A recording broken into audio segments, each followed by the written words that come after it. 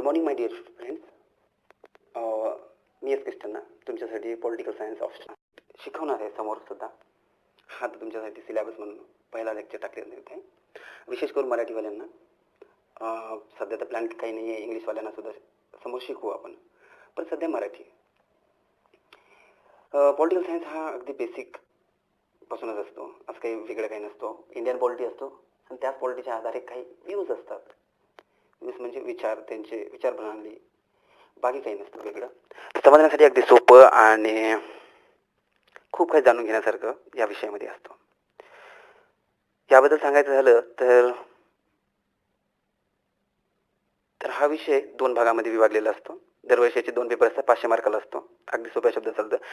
Syllabus आपण समोर discuss करणार असो. हा सिलेबससुद्धा आपल्यासाठी अधिक महत्त्वाचा होणार, आणि सिलेबस माहीत असलं तरच आपल्याला कोणतीही गोष्ट नियमितप्रमाणे करता येते. सगळ्यांनाच ठाऊक आहे. कोटनुसार आपण त्या कोटपासून सुरुवात करू. मराठी कोट आहे, इंग्लिशचं घेतलं नाही आहे, कारण मराठी सगळ्यांसाठी कम्फर्टेबल असतो. आयुष्यातील 3 संघर्ष असतात. तर 3ही संघर्ष वेगवेगळी जरी वेगळी असली तरीही ते संघर्ष नक्की येतात प्रत्येक व्यक्तीच्या आयुष्यात. जगण्याचा संघर्ष. जन्मास आल्या आल्या प्रत्येक व्यक्तीला जगण्याचा संघर्ष करावा लागतो. कोणाला असं वाटत असेल की मला जगण्याचा संघर्ष कशाला करावा लागते, माझ्याकडे तर सगळंच आहे, असं नसते. खाणे पिणे राहणे या प्रत्येक गोष्टीचा, त्यानंतर ओळख निर्माण करण्याचा संघर्ष. प्रत्येक गोष्ट करताना आपण काहीतरी ओळख निर्माण करत देण्याचा प्रयत्न करतो. आता तो झाल्यानंतर टिकवण्याचा संघर्ष असतोच. टिकवण्याचा प्रयत्न करतच असतो आपण, पण तो टिकतो का नाही टिकत याची जाणीव आपल्याला नसते. ठीक आहे, समोर बघू आपण. पहिलेच आपण सिलेबस बघू. व्हिडिओ लेक्चर 2-3 दिवसानंतर आपण सुरू करणार आहोत. तो त्याची नोट्स मी अवेलेबल केली आहे टेलिग्रामवर. पॉलिटिकल सायन्स ऑप्शनल हा सब्जेक्ट मराठी म्हणून टाकलेला आहे. टेलिग्राम चॅनलवर तुम्ही शोधू शकता. ठीक आहे, आपण सुरू करू. पॉलिटिकल सायन्स ऑप्शनल हा syllabus. Political theory and Indian politics. पहिला पॉलिटिकल थिअरी मिनिंग आहे अप्रोचेस म्हणजे काय? दृष्टिकोन. वेगवेगळे दृष्टिकोन असतात. ऐतिहासिक दृष्टिकोन, संस्थात्मक दृष्टिकोन, या दृष्टिकोनाचा अभ्यास करायचा असतो. प्रश्न विचारलं तर कसं विचारणार? 10 मार्काचा प्रश्न विचारतो. What is the institutional approaches? So you have to be understand what is the approaches. हे थेरीज असतात. स्टेटवर थेरी असतात. लिबरल थेरी काय म्हणतो? व्यक्ती स्वातंत्र्याबद्दल विचारतो. किमान शासन. न्यू लिबरल काय म्हणतो? किमान शासनबद्दल विचारतो. व्यक्ती स्वातंत्र्य याबद्दल पण हस्तक्षेप करू शकतो. मार्क्सिस्ट, प्युरलिस्ट, पोस्ट कॉलोनियल व्ह्यू आहे. फेमिनिस्ट व्ह्यू काय आहे त्याच्यात? जस्टिस कन्सेप्ट काय म्हणतो? Concept of justice. रॉल्स हा सगळ्यात महत्त्वाचा व्यक्ती आहे. हे अजूनही नोजिक वगैरे याच्यामध्ये येतात, परंतु रॉल्स हा अगदी महत्त्वाचा व्यक्ती आहे. ते कळून घेणं आपल्यासाठी महत्त्वाचं आहे. जस्टिस. कम्युनिटेरियन क्रिटिक्स काय आहे जस्टिसवर? Equality, social, political, economics. These are concepts we know, but we have to know the deeply. Relation between the equality and freedoms. Affirmative actions, what is their? Rights. Meanings काय राईट्सचं? नेमकं राईट्समध्ये काय? Only rights? There is a meaning. So we have to understand what is that meaning. Different kind of rights. Concept of the human rights, जो आता अनेक विषयामध्ये इंडियामध्ये चालतच असतो. तो चालत असतो. या कारणाने भारतात तो प्रश्न समोर येणं अगदी साहजिक आहे, आणि आपल्याला जो माहीत असणं अत्यावश्यक आहे. अदरवाईज आपले 10 मार्क तर नक्कीच कटले. सो माहीत ठेवा, राईट्स वगैरे हे छोटी छोटी गोष्टी असतात. एकदा काही शिकली तुम्ही तर परत तुम्हाला शिकण्याची आवश्यकता नसते. त्यामुळे प्लीज बी ऑनेस्ट. सेकंड पार्टमध्ये आपण बघणार डेमोक्रेसी. क्लासिकल अभिजात लोकशाही. प्राचीन काळात कशा प्रकारची लोकशाही होती? कंटेम्पररी लोकशाही. आधुनिक युगामध्ये लोकशाही कशा प्रकारे आहेत? त्याचे डिफरंट मॉडेल, प्रारूप काय आहे त्याचे आत्ता किंवा प्राचीनमध्ये? ते निर्माण कसे झाले? त्यांची ओळख कशी निर्माण झाली? या साऱ्या गोष्टींचा आढावा आपण याच्यात घेणार. रिप्रेझेंटेटिव्ह म्हणजे प्रातिनिधिक लोकशाही. पार्टिसिपेट सहभागात्मक. डिलिबरेटिव्ह चर्चात्मक. ह्या थोडं चर्चात्मक, हे थोडंसं वर्ड वेगळे असू शकतात, पण वेळेनुसार तुम्हाला कळून जाईल. Concept of the power hegemony, ideology, legitimacy. Ideology विचारधारा, लेजिटिमेसी अधिमान्यता. कन्सेप्ट ऑफ पॉवर तर सगळ्यांना माहीतच आहे. Political ideology, liberalism, socialism, Marxism, fascism, Gandhism, feminism, हे सगळे तर असतातच. हे सगळे आपल्याला करावंच लागेल. पुस्तक भेटते याचं. दुसरं आहे थॉट्स ऑफ धर्मशास्त्र, अर्थशास्त्र, Buddhism, tradition, sir Syed Ahmad Khan, Aurobindo Ghosh, M Gandhi, R Ambedkar, M N Roy, महत्त्वाची व्यक्ती. वेस्टर्न पॉलिटिकल थॉट्समध्ये Plato, Aristotle, Machiavelli, Hobbes, Locke's, John Mill, Marx, Gramsci, Hannah Arendt. Hannah Arendt हे सगळ्यात महत्त्वाची व्यक्ती आहे. मागील वर्षी त्याच्यावर प्रश्न विचारण्यात आलं होतं. तर प्लीज बी लक्ष द्या त्याकडे. Okay, you have to be address these are all thoughts and thinkers.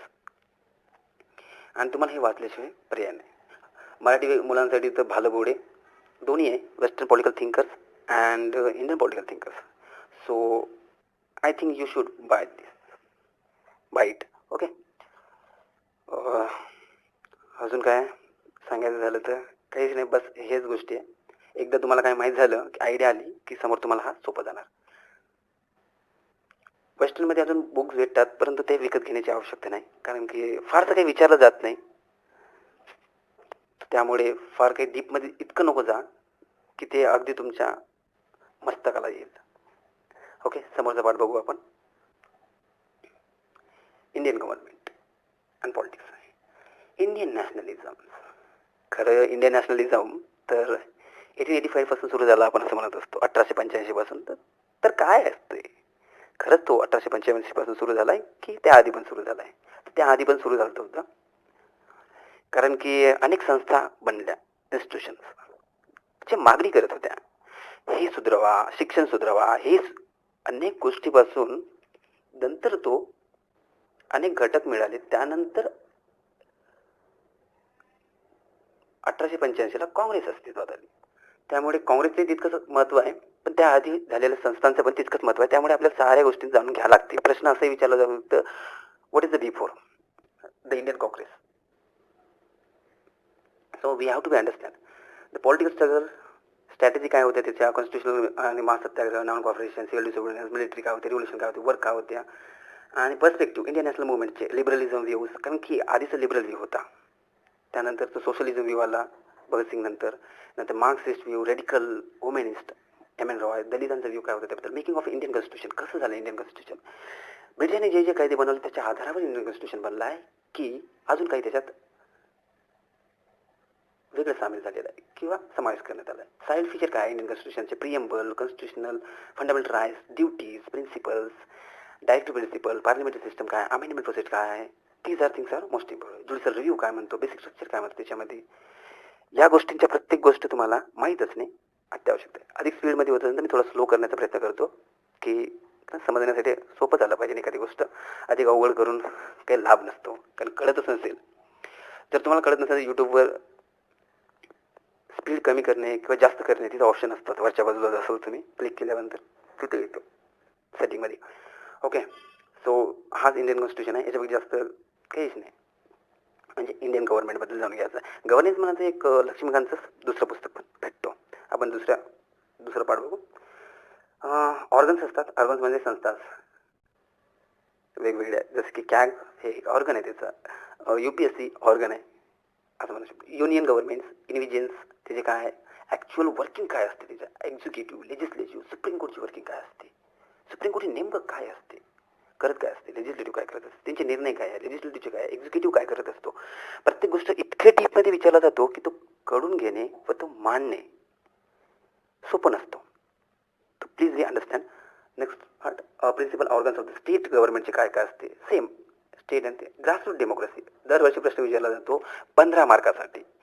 Panchayat raj, municipalities, significance of the 73वी ते घटनादुरुस्ती, 74 घटनादुरुस्ती झालेली इंदिरा गांधीच्या काळात, आणि मुवमेंट्स त्यासाठी ग्रासरूटला. स्ट्रॅटेजी कमिशन काय काय झाले, commissioners of election commission, control auditor general, finance commission, वित्त आयोग, union public service, national commission for schedule caste याबद्दल तर हर वर्षी क्वेश्चन असतोच, 15 मार्काचा प्रश्न येतोच. त्यामुळे ह्या गोष्टींकडे पण तुम्ही लक्ष द्या. थोडं माहीत असलं तरी सफिशियंट नाही, कारण की आधार असं नाही विचारलं ते सायलेंट विचार काय आहे असं काय, तो कमिशन काय करतो नेमकं याच्याबद्दल विचारला जातो. तो working condition you have to be know. Federalism constitutional provision काय आहे, चेंजिंग नेचर, सेंट्रल्स, रिलेशन्स आणि इंटिग्रेसी tendency, regional aspiration of the interstate dispute. Planning economic development, planning commission हा तर निघून गेला आहे, नीती आयोग आलेला आहे, तरी सुद्धा ही प्लॅनिंग कमिशनचं महत्त्व आहे. कारण की नेहरूनं काय काय केलं, राजीव गांधीनं काय काय केलं, इंदिरा गांधीनं काय काय केलं, BJP गव्हर्नमेंटनं काय केलं, जनता गव्हर्नमेंटनं काय केलं आहे, नरसिंहरावानं काय केलं होतं, 1991ची गोष्ट सगळ्यांना माहीतच आहे. तर या गोष्टींचा आपल्याला role of planning and public sector revolution, green revolution याबद्दल सगळं विचार, liberalism, economics, caste, regional ethnicity and Indian politics याबद्दल दरवर्षी क्वेश्चन असतो. Please be address it. Okay, we move on other slide. Okay, party system. इंडियामधली तर party आपल्या सगळ्याला माहीतच आहे, एक से बढ़कर एक फेमस पार्टी आहे. त्यामुळे पार्टी सिस्टमवर तर क्वेश्चन ऑब्वियसली ते शुड आस्क. नॅशनल पार्टी 7 आहे आपल्या, BJP, Congress etcetera etcetera. Regional parties, Shiv Sena महाराष्ट्रामध्ये सांगायचं झाले तर उदाहरणार्थ आयडिओलॉजी त्यांची, शिवसेनेची आयडिओलॉजी दुसरीच आहे, राज ठाकरेंची वेगळीच आयडिओलॉजी आहे.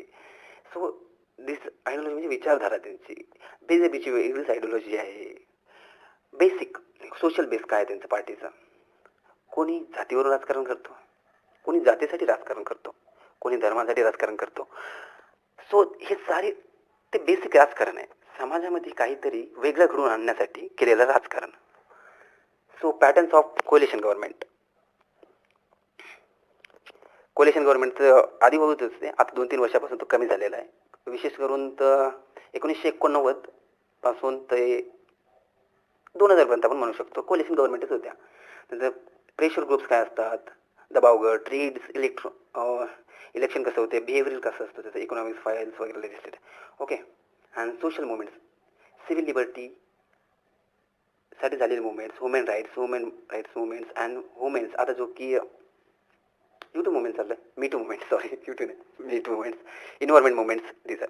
सेकंड पार्ट जो आपण cooperative politics and international relationship, हा सेकंड पेपर आहे, पार्ट नसून पेपर आहे.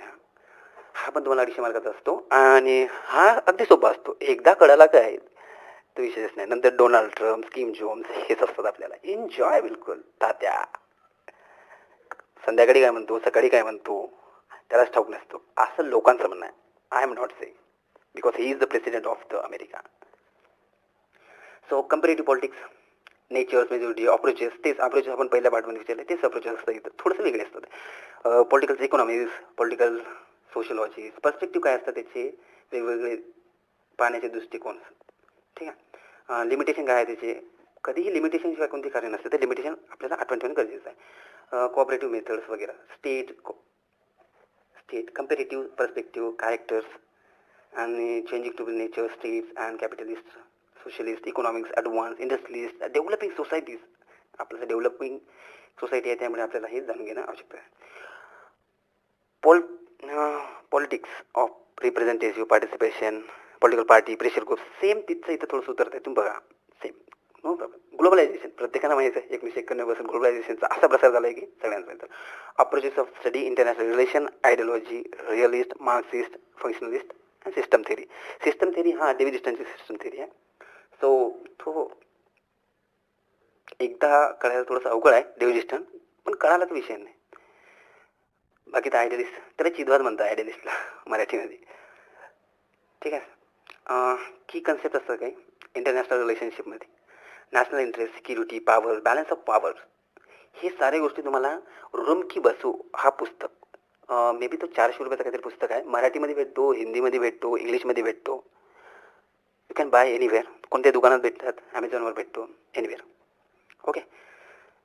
So balance of powers, transitional sector and collective security, world capitalist economics, globalisation, तेच परत तेच गोष्टी येणार. World capital economics. Capital economics म्हणजे काय, संसाधनांचं वाहन. कॅपिटल म्हणजे संसाधन असतात, ना की पैसा. तो पैसा बी त्यात गणला जातो, परंतु साधन पण जास्त प्रमाणात गणले जातो. आपण म्हणत असतो ना, करंट अकाउंट असतो, कॅपिटल अकाउंट असतो इकॉनॉमिक्समध्ये, same like that. Okay. Changing of international political orders. Orders म्हणजे काय? सिच्युएशन्स, कंडिशन्स, काय काय होत आहे कंटेम्पररी लेवलमध्ये आत्ता त्या गोष्टींचं. Rising of super power. Super power आपल्याला माहिती आहे, स्ट्रॅटेजी काय त्यांची, आयडिओलॉजी. आता बायपोलर झाला आहे, अनेक विभागामध्ये विभागला गेला आहे तो. सत्ता. Arm race, cold war, nuclear threats. आपल्याकडे न्यूक्लिअर आहेच. कोल्ड वॉर तर होऊन गेला 91पर्यंत सुद्धा, 90पर्यंत. रशिया, USSR गेल्यानंतर रशियाचं निर्मिती. नॉन अलाइड मुवमेंट सगळ्यात मोठं अचिव्हमेंट्स जे काय आहे, नॉन अलाइड मुवमेंट याच्यासाठी महत्त्वाचं आहे कारण की ते नेहरूने सुरू केलेलं आहे. नेहरूंनी सुरू केलं आहे म्हणजे नेहरू त्याच्यामध्ये महत्त्वाचे लीडर्स होते, त्यामुळे सुरू करणारे अजून काही व्यक्ती होतात, पण सोबत नेहरू हे महत्त्वाचे होते. Collapse of Soviet unions, union polarity. अमेरिकेची हेजिमनी कशी आहे, relevance of non alignment in contemporary वर्ल्डमध्ये त्याचं महत्त्व काय आहे. आता पण evolution of the international economic systems. Bretton Woods, WTO सगळ्यात महत्त्वाची संस्था आहे, सोशलिस्ट ऑफ इकॉनॉमिक्स. त्याला CMAEA, council for the mutual economics and assistance. Third words, demands for the new international economics orders. नवीन इकॉनॉमिक्सच्या orders, globalisation and economics, world economics. ज्या प्रकारे आता Asia banks, new world banks, BRICS banks हे निर्माण होत आहे ना, हे बायपोलर होऊन राहिलं आहे. हेच सांगण्याचा प्रयत्न इथून हेच सांगण्याचं आहे आपल्याला. तिथं बायपोलरिटीमध्ये डिपेंडन्सी ऑफ WTO कमी होऊन राहिला आहे. ओके. नेक्स्ट स्लाईडमध्ये जाऊ. युनायटेड नेशन अगदी महत्त्वाची संस्था आपल्यासाठी, कारण की आपली गाठ याच्याशी खूप जुनी आहे. प्रत्येकाने एक संदेह असतो की युनायटेड नेशनमध्ये आपल्या सिक्युरिटी काउन्सिलमध्ये सीट मिळाली, पण आपण चायनाला दिलं. हा संदेह पण आपण समोर जाऊन क्लिअर करणार आहोत. असं झालं तर काय, नेमके त्याचे पुरावे काय, ते पुरावे आपल्याला मिळणार का. मग ते सारे पुराव्यांचा आढावा घेऊन आणि ते पुरावे तुम्हाला दाखवून आपण समोरची गोष्ट डिस्कस करत जाऊ. ठीक आहे. ते इन्व्हिजन काय, रोल्स काय, ॲक्च्युअल रेकॉर्ड्स काय, त्याचे स्पेशल एजन्सीज कोणते कोणते आहेत, त्या एजन्सीचे एम काय आहे, म्हणजे त्यांचे एम काय आहे, त्यांचे फंक्शन्स काय आहे, त्यांची गरज आहे का. आजसुद्धा युनियनमध्ये रिफॉर्म करायची आहे का, आता रिफॉर्म करणे किती आवश्यकता आहे या गोष्टी. रिजनलायझेशन ऑफ वर्ल्ड पॉलिटिक्स सगळ्यात सोपं शब्द आहे. UN, एशिया, अपेक्स, सार्क जो फेल गेलेला आहे, आपण ब्रिक्सचं अधिक महत्त्व देत आहोत. आता नाफ्टा चेंज झालेला आहे, आता कामकाटा कोणतं तरी नवीन असं काहीतरी आलेलं आहे, जो की अमेरिकेच्या फेवरमध्ये अधिक आहे. ओके. सेकंड, इंडिया आणि वर्ल्ड. हा पडता आता आपल्याला शिकणं सगळ्यांनाच आवडेल. इंडिया आणि वर्ल्ड, इंडिया आणि वर्ल्ड. इंडिया म्हटलं का असं काहीतरी वेगळंच भावना आहेत. ओके. इंडियन फॉरेन पॉलिसी कोणते कोणते होत्या आणि बघू आता समोर. त्याचे व्हिडिओ अनेक असतात, तुम्हाला तो टेलिग्रामवर सगळे मी अवेलेबल करत असतो, तुम्ही पाहत जा. Determent of the foreign policy and institutional policy making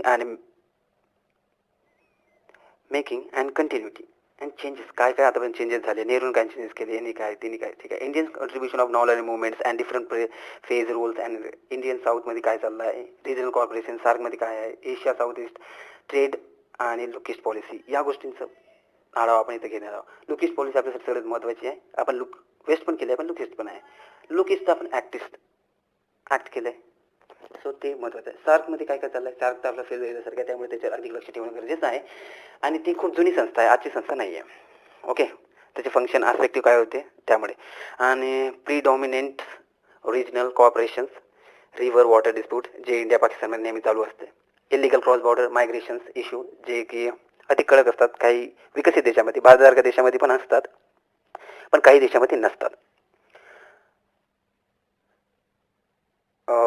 ethnic conflict जे आपल्याकडे तर सध्या काही प्रमाणात असतो. इथेनिक्स म्हणजे मराठी त्याला काहीतरी वर्ड आहे, मला आठवत नाही. आठवलं तेव्हा मी नक्कीच त्याचं मेन्शन करणार दुसऱ्या जागी. ठीक आहे. Sorry for this things. Insurgency काय, बॉर्डर डिस्प्यूट काय, इंडिया आणि ग्लोबल्समध्ये काय काय चालू आहे, आफ्रिका लॅटिन अमेरिकामध्ये आपल्या काय चालू आहे, लिडरशिप रोल आपला कसा आहे, आपण लिडरशिप म्हणून येतो का समोर साऊथ आफ्रिकेसारख्या देशांसमोर. डिमांड काय आहे त्यांची. WTO मध्ये नेगोशिएशन कशाबद्दल चालू आहे, ॲग्रिकल्चरबद्दल नेगोशिएशन चालू आहे. तर Indian global centre for USA, UN, Japan, China, Russia आहे. आणि UNची system role agency, pack agency आहे. आणि इंडियन न्यूक्लिअर क्वेश्चन काय आहे, आणि रिसेंट डेव्हलपमेंट याबद्दल फॉरेन पॉलिसी वगैरे वगैरे this things they ask. Okay, I think हे सफिशियंट आहे. अधिक समजवण्याची